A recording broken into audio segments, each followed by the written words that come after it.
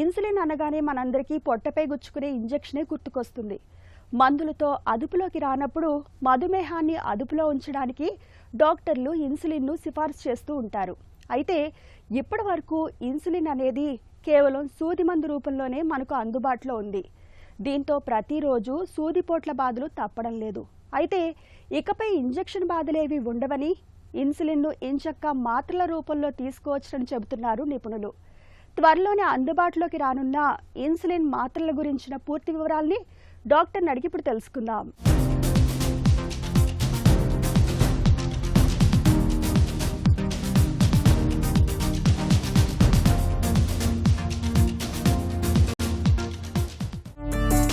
అసలు ఇన్సులిన్ కథ ఏంటి?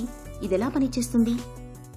అసలు ముందుగా తెలుసుకోవాల్సింది ఏంటంటే, ఇన్సులిన్ అనేది ఒక ప్రోటీన్, ఒక మాంసకృతులు. మనం తీసుకునేటువంటి ఆహారంలో పిండి పదార్థం, కొవ్వు పదార్థంతో పాటు ఉండే మాంసకృతులు ఉంటాయి కదా, ప్రోటీన్స్, అలాంటిదే అనమాట ఇన్సులిన్ అనేది. హార్మోన్ అది.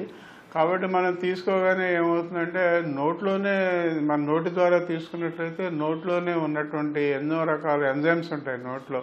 మన ప్రోటీన్ని కరిగించడానికి నోట్లో కూడా చాలా ఎంజైమ్స్ ఉంటాయి అన్నమాట. నోట్లోనే అది కరగడం మొదలవుతుంది. కొంచెం లోపలికి జీర్ణాశయం వరకు వెళ్ళినట్లయితే ఆ లోపల యాసిడ్ ఎక్కువగా ఉంటుంది. మన యాసిడ్ pH అంటాం. ఆమ్ల పదార్థాలు బాగా ఎక్కువగా ఉంటే మనం తీసుకున్నటువంటి ఆహారం తొందరగా జీర్ణం అవడానికి ఉపయోగపడుతుంది. కాబట్టి యాసిడ్ ఎక్కువ ఉంటుంది. తర్వాత ప్రోటీన్ని కరిగించడానికి పెప్సిన్ అనేటువంటి ఎంజైమ్ కూడా ఎక్కువగా ఉంటుంది. ఇవన్నీ కూడా మనం ఆహారం ద్వారా ఏమి తీసుకున్నా, లేదా ఇన్సులిన్ని నోటి ద్వారా తీసుకున్నా కూడా వాటిని కరిగించడానికి ప్రయత్నిస్తాయన్నమాట. చాలా వరకు ప్రోటీన్ని కరిగించేస్తాయి. జీర్ణాశయం నుంచి కిందకి మన చిన్న ప్రేవుల్లోకి వెళ్ళేసరికి అక్కడ ప్రోటీయేజెస్ అంటారు. అంటే ప్రోటీన్ని విడదీసి ఎమైనో ఆమ్లాలుగా చేసేటువంటి ప్రభావవంతమైనటువంటి ఎంజైమ్స్ చాలా ఉంటాయి. కొన్ని వందలు మనకు తెలిసినవి ఉన్నాయి, మనకు తెలియనివి కొన్ని వేలు లక్షలు కూడా ఉండొచ్చు ఎంజైమ్స్. వీటన్నిటిని ప్రోటీయేజెస్ అంటాం. ఇవి ప్యాంక్రియాస్ గ్రంథిలోంచి కూడా వస్తాయి, ఇటు పిత్తాశయం అంటే గాల్ బ్లాడర్లోంచి వస్తాయి. ఇదంతా కాకుండా మన చిన్న ప్రేవుల గోడలన్నిటి నుంచి, చిన్న ప్రేవులైనా పెద్ద ప్రేవులైనా గోడలన్నిటిలోంచి రకరకాల ప్రోటీన్స్ వస్తాయన్నమాట. వాటన్నిటి యొక్క వాటి అవసరం ఏంటంటే, మనం తీసుకున్నటువంటి ఆహారంలోని మాంసకృతుల్ని పూర్తిగా ఎమైనో ఆమ్లాలుగా దాన్ని విభజించి ఇక అది ఇన్సులిన్ రూపంలో దాని ప్రభావం కనిపించకుండా చేస్తాయన్నమాట. మాత్రల రూపంలో ఇన్సులిన్ ఇవ్వడానికి వెనుక ఎదురవుతున్న అవరోధాలేంటి? ఇన్సులిన్ ఏ రూపంలో అయితే మనం నోటి ద్వారా తీసుకున్నామో అదే రూపంలో చిన్న ప్రేవుల వరకు వెళ్ళి అక్కడ దాని లోపల ఇన్సులిన్ ఏమాత్రం మార్పు చెందకుండా విడుదలైనట్లయితే అక్కడ కూడా మరొక అడ్డంకి ఉంది. ఇప్పుడు ఇంటెస్టినల్ ఎపిథీలియం అని మన చిన్న ప్రేవులకి పై పొరలో ఉండేటువంటి ఎపిథీలియల్ సెల్స్, కణాలు చాలా గట్టిగా ఒకదానికొకటి చాలా గట్టిగా అమర్చబడి ఉంటాయి. పొరలన్నీ అమర్చబడి ఉంటాయి. వాటి మధ్యలోంచి, ఆ కణాల మధ్యలోంచి లోపలికి ఎటువంటి పదార్థం వెళ్ళడానికి అవకాశం లేకుండా అవన్నీ అడ్డం ఉంటాయి అన్నమాట. అది కాకుండా దాని మీద మ్యూసిన్ పొర ఉంటుంది. ఈ పొరలన్నీ కూడా దాటుకుంటూ వెళ్ళడానికి కూడా కష్టం. కాబట్టి ఇన్సులిన్ అనేది రక్తంలోకి నేరుగా ప్రవహించకుండా ఎన్నో అడ్డంకులు ఉన్నాయి. వీటన్నిటిని అధిగమించడానికి దాదాపు 30-40 సంవత్సరాలుగా భారతదేశంలో కూడా ఎన్నో రకాల పరిశోధనలు జరుగుతున్నాయి. ఇన్సులిన్ ను మాత్రల రూపంలో తీసుకువచ్చే దిశగా గతంలోనూ ప్రస్తుతం జరుగుతున్న పరిశోధనలేంటి?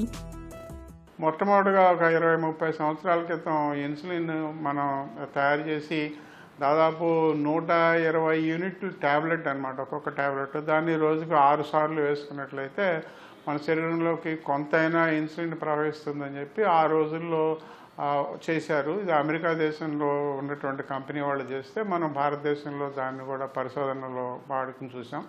అయితే ఏంటంటే దాదాపు 500-600 యూనిట్ల ఇన్సులిన్ వరకు మనం తీసుకోవాల్సి ఉంటుంది. కాబట్టి అది అంతగా ప్రాచుర్యంలోకి రాలేదు. ఆ కంపెనీ వాళ్ళు ఇంకా దాన్ని డెవలప్ చేయడానికి, దాంట్లో అభివృద్ధి చేసుకుంటూ, దాంట్లో కొత్త కొత్త విషయాలు కనుక్కుంటూ దానిలో పరిశోధనలు చేస్తున్నారు.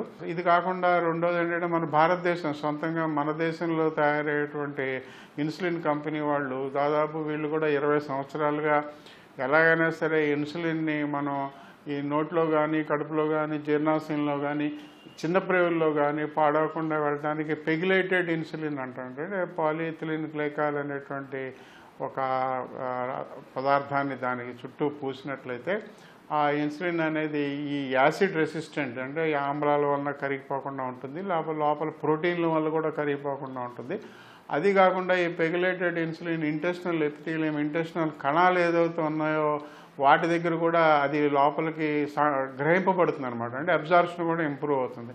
ఇలా ఈ 3 రకాల అవరోధాలని అధిగమించి ఈ కొత్త రకం ఇన్సులిన్ తయారు చేశారు. ఇది కూడా దాదాపు 20 సంవత్సరాల క్రితం తయారు చేశారు. భారతదేశంలోని ఎన్నో పట్టణాల్లో ఇన్సులిన్ యొక్క ప్రయోగాలు జరిగాయి. అంటే చాలామందికి డయాబెటీస్ ఉన్న వాళ్ళకి, డయాబెటీస్ లేని వాళ్ళకి కూడా ఇన్సులిన్ ఇచ్చి, ఈ నోటి ద్వారా ఇన్సులిన్, ఈ పెగులేటెడ్ ఇన్సులిన్ ఇచ్చి దాని ద్వారా మనం ఎలాగా మనం రక్తంలోకి దాన్ని పంపిస్తున్నాం, అలాగే రక్తంలో గ్లూకోజ్ ఎంత తగ్గుతుంది అనేటువంటి పరిశోధనలు జరిగాయి.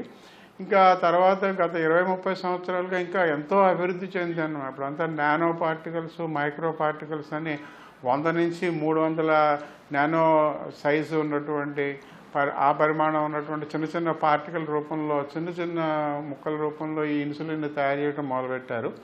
దాన్ని మైక్రో ఎన్కాప్సులేషన్ అంటారు. కాకపోతే ఏంటంటే ఆ మందు ఇప్పుడు కొంతవరకు అభివృద్ధి చెంది దాదాపు మార్కెట్లోకి రావాల్సినంత అభివృద్ధి చెందిన మందు అయితే స్పీడ్గా పనిచేసే మందు, అంటే పోస్ట్ ప్రాండియల్ ఇన్సులిన్ అనమాట. అంటే వేసుకున్న గంటన్నర లోపలే రక్తంలో దాని ప్రభావం కనిపించి రక్తంలో గ్లూకోజ్ తగ్గిస్తుంది, తొందరగా తగ్గిస్తుంది అనమాట. అలాగే తొందరగా కరిగిపోతుంది కూడా. కాబట్టి ఈ ట్యాబ్లెట్ని 15 మిల్లీగ్రాములు కానీ 30 మిల్లీగ్రాములు కానీ రోజుకు 3 సార్లు 4 సార్లు వేసుకోవాల్సి ఉంటుంది. దీని గురించిన పరిశోధనలు దాదాపు పూర్తయిపోయినాయి. కాబట్టి ఇది ఎప్పుడైనా మార్కెట్లో రావచ్చు. ఇది మన భారతదేశంలోనే తయారు చేశారు. ఇన్సులిన్ మాత్రలపై ప్రస్తుతం ఎలాంటి పరిశోధనలు జరుగుతున్నాయి? ఇప్పుడు జరుగుతున్న కొత్త పరిశోధనలు ఏంటంటే మైక్రో పార్టికల్స్, నానో పార్టికల్స్, ఇవన్నీ కూడా ఇన్సులిన్ అనేది వెంటనే గంటన్నరలోనే బయటకు రాకుండా దాదాపు 4 గంటల నుంచి 6 గంటల తర్వాత, అంటే నోటి ద్వారా తీసుకున్న 4-6 గంటల తర్వాత రావడం. అంటే ఏంటంటే జీర్ణాశయంలో ఇది జీర్ణం కాదు, నోట్లో ఎంజైమ్స్ దాన్ని పాడు చేయవు, చిన్న ప్రేవుల్లోని ఎంజైమ్స్ కూడా దాన్ని ఏం పాడు చేయలేవు. అది మొత్తం ఎలా ఉందో అలాగే ఈ మైక్రో క్యాప్సూల్ రూపంలో నానో పార్టికల్స్ ఇలియోసీకల్ జంక్షన్ అంటారు. అంటే చిన్న ప్రేవుల్ని దాటిపోయి, చిన్న ప్రేవుల్లో నుంచి కూడా దాటి పెద్ద ప్రేవుల మొదటి భాగం ఇలియోసీకల్ జంక్షన్ వరకు వెళ్ళి అక్కడ అది ఇన్సులిన్ని బయటకు వదులుతుంది అనమాట. అక్కడ ఎందుకంటే పైన యాసిడ్ మీడియము, తర్వాత పిహెచ్ ఆల్కలైన్ మీడియం అంటారు కదా, ఇలా ఈ మీడియంలో అది స్టేబుల్గా ఉంటుంది. అంటే పార్టికల్ విడదీయకుండా కిందకి వెళ్ళగానే ఇలియోసైకల్ జంక్షన్ వరకు వెళ్ళిన తర్వాత, అంటే 4 గంటలు 6 గంటల్లో తర్వాత ఇలియోసైకల్ జంక్షన్ వరకు వెళ్ళిన తర్వాత అక్కడ అందులోంచి ఇన్సులిన్ రావడం మొదలుపెట్టి ఆ ఇన్సులిన్ అక్కడి నుంచి లివర్లోకి వెళ్ళి కాలేయంలోకి వెళ్ళి ఆ కాలేయం నుంచి దాని యొక్క ప్రభావాన్ని చూపిస్తుంది అనమాట. అంటే మనకి ప్రాండియల్ ఇన్సులిన్ అనేది దాదాపు పూర్తిగా తయారైపోయింది. ఇప్పుడు ఈ లాంగ్ టర్మ్ అంటే మన బేసల్ ఇన్సులిన్ అనమాట, 12 గంటల పాటు పనిచేసే ఇన్సులిన్ కూడా దాదాపు దానికి సంబంధించిన పరిశోధనలన్నీ ఇప్పుడు నడుస్తున్నాయి కార్యక్రమాలు. కాబట్టి ఇవి కూడా కొన్ని తొందరలోనే వీటి యొక్క ఫలితాలను కూడా మనం చూడవచ్చు. త్వరలోనే ఇన్సులిన్ మాత్రలు అందుబాటులోకి రావచ్చని ఆశించవచ్చా? భారతదేశంలోనే ఎన్నో చోట్ల ఇన్సులిన్ నోటి ద్వారా తీసుకునే ఇన్సులిన్ యొక్క ప్రయోగాలు జరుగుతున్నాయి, విజయవంతంగానే జరుగుతున్నాయి.